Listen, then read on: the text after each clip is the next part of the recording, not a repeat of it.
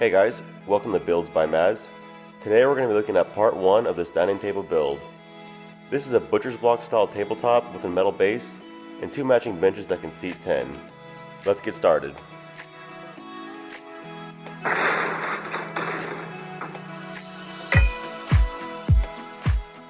This is based off a table that I saw at Pottery Barn that I really liked, but it was $2,000. This is a large 7 foot by 3 foot dining table with a thick top and a cool metal base that I thought gave it a nice modern look.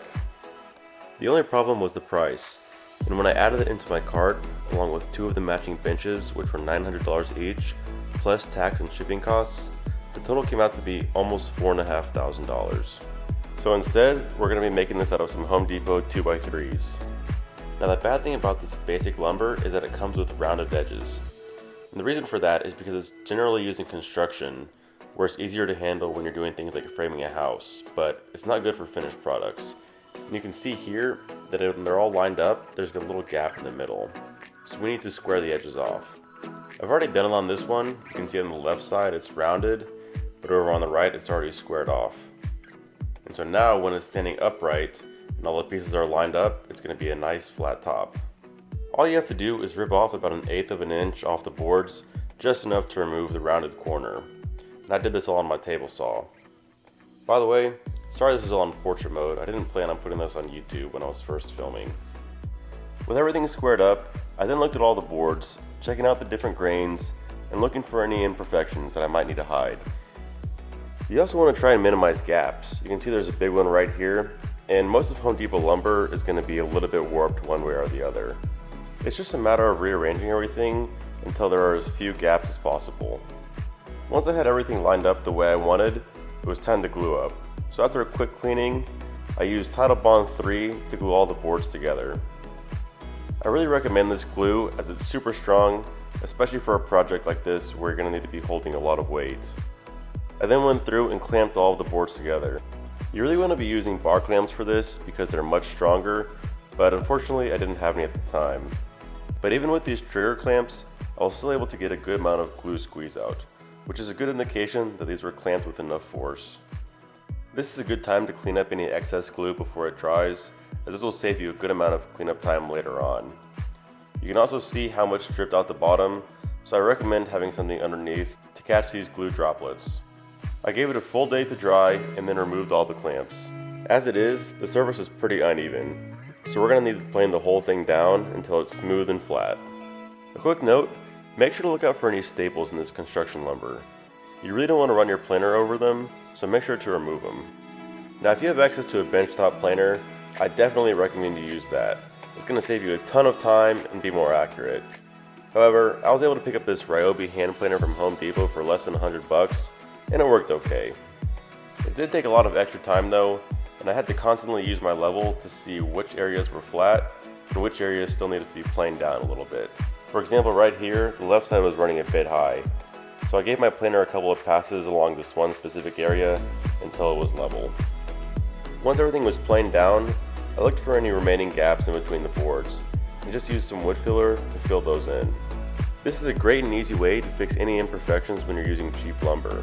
And once you stain everything, you'll never even know that it's there. If you don't have any wood filler, a quick alternative you can use is a mixture of sawdust and wood glue. You just need to mix it into a paste, and it should match your table color fairly well. And here I'm just going to use it to fill in this little hole. I then went ahead and marked off the ends of the bench using a steel square, so that I'd be ready for trimming. I used my circular saw, guided by a level that was clamped down, to follow the line I had made, to make sure I made a nice clean cut.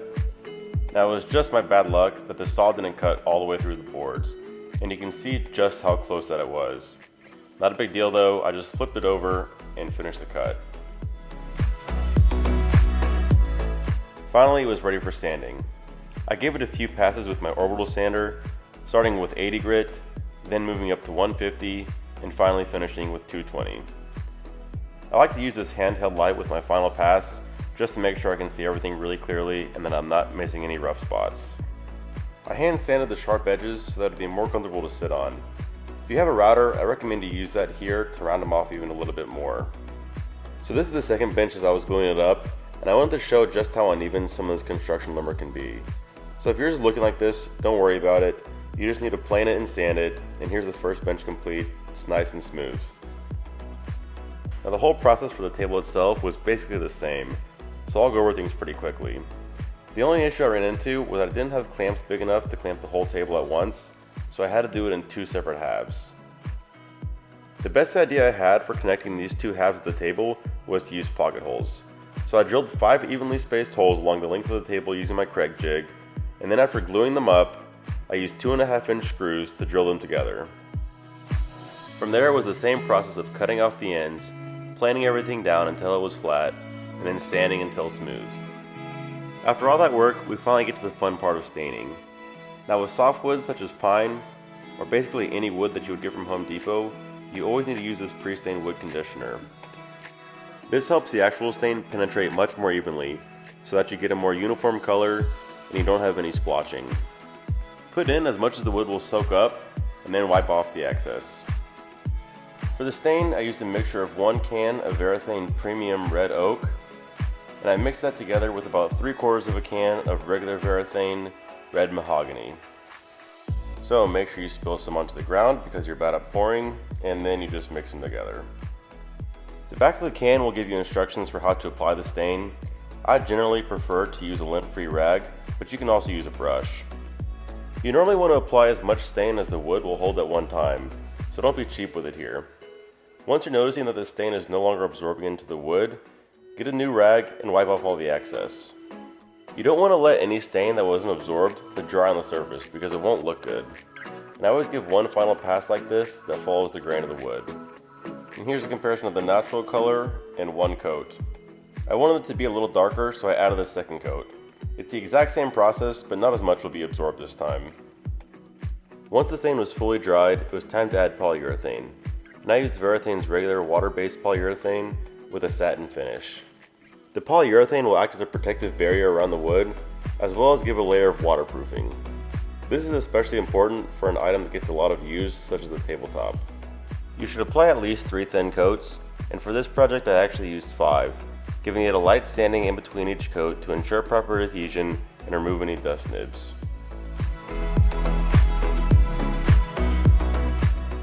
Be sure to wipe down any accumulated spots like you see here so that the polyurethane can dry properly.